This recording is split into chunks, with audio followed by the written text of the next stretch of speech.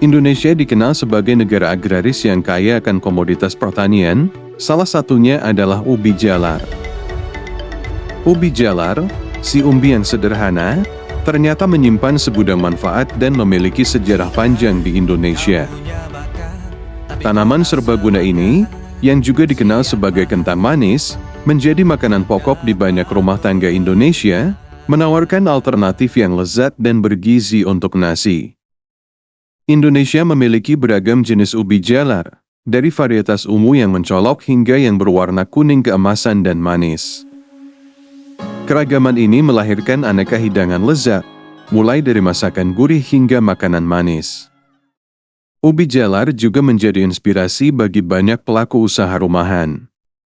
Membuktikan potensi ubi jalar sebagai bahan baku yang menjanjikan. Namun, ubi jalar bukan hanya sekadar makanan yang lezat.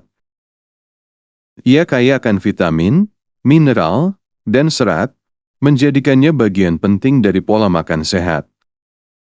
Dengan potensi untuk konsumsi domestik, ekspor, dan pengembangan usaha rumahan, ubi jalar siap memainkan peran penting dalam lanskap pertanian dan perekonomian Indonesia. Untuk memaksimalkan potensi ini, kita perlu berinvestasi dalam teknik pertanian modern, mengembangkan produk olahan yang inovatif, dan memperkuat kehadiran kita di pasar global.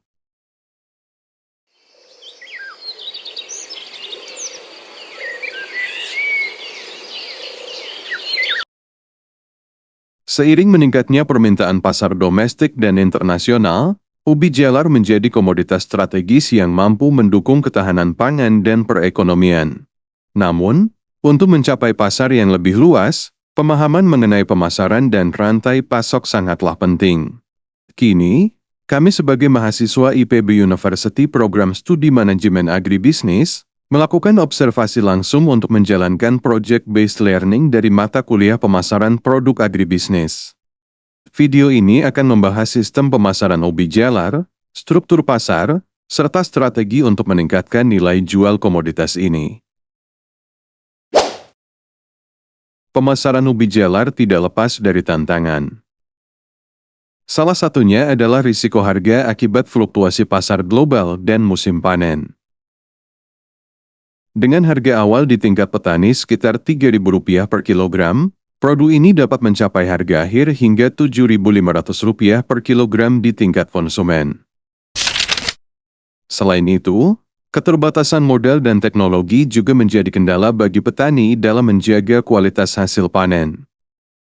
Untuk mengatasi tantangan ini, strategi pemasaran yang terstruktur menjadi kunci.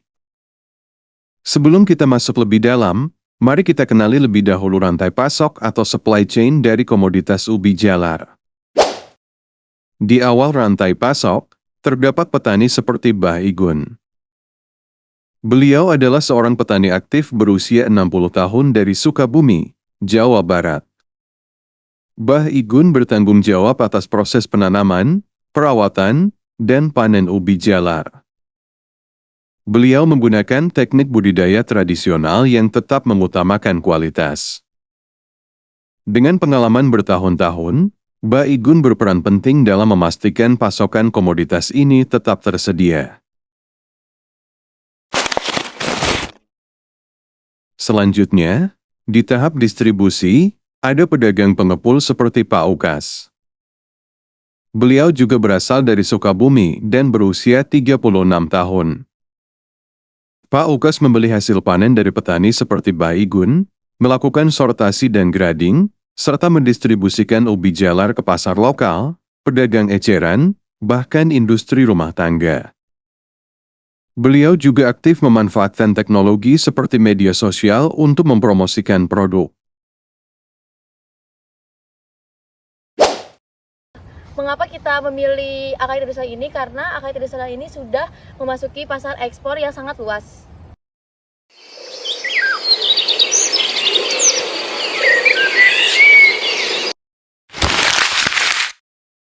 Di akhir rantai pasok, ada pedagang eceran seperti Pak Dadang. Beliau adalah seorang pedagang berusia 58 tahun yang berlokasi di kota Sukabumi. Pak Dadang membeli produk dari pengepul seperti Pak Ukas dan menjualnya langsung kepada konsumen akhir. Beliau menjaga stok produk segar dan berkualitas di tokonya, sekaligus memastikan harga yang ditawarkan tetap kompetitif. Rantai pasok ini melibatkan hubungan kerjasama yang erat antara para pelaku.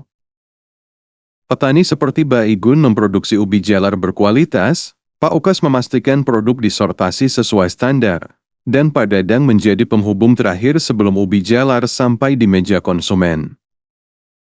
Hubungan yang terjalin selama bertahun-tahun ini menunjukkan bagaimana kolaborasi dapat menciptakan rantai pasok yang efektif dan efisien. Rantai pasok ubi jalar dimulai dari petani seperti Mbah Igun, yang memproduksi komoditas berkualitas. Pedagang pengepul seperti Pak Ukas kemudian mengambil alih untuk menyortir dan mendistribusikan produk ke pasar lokal dan internasional. Di tingkat eceran, pedagang seperti Pak Dadang berperan penting dalam menjangkau konsumen akhir. Standarisasi dan grading dilakukan untuk memastikan kualitas, yang tidak hanya meningkatkan nilai jual, tetapi juga kepercayaan konsumen. Melalui manajemen rantai pasok yang baik, kolaborasi antara petani, pedagang, dan konsumen dapat terjalin lebih erat. Dengan memperkuat akses pasar, meningkatkan kualitas produk, dan menerapkan teknologi modern, ubi jalar dapat menjadi komoditas unggulan yang mampu bersaing di pasar global. Semoga dengan memahami pentingnya strategi pemasaran ini, para pelaku agribisnis dapat terus mendukung pertumbuhan sektor pertanian Indonesia. Dari ladang hingga meja makan, perjalanan ubi jalar ini melibatkan banyak tangan dan hati yang bekerja sama. Dengan memahami rantai pasok dan menghargai peran setiap pihak, kita dapat mendukung pertumbuhan dan perkembangan ubi jalar di Indonesia, sekaligus menikmati kelezatan dan manfaatnya.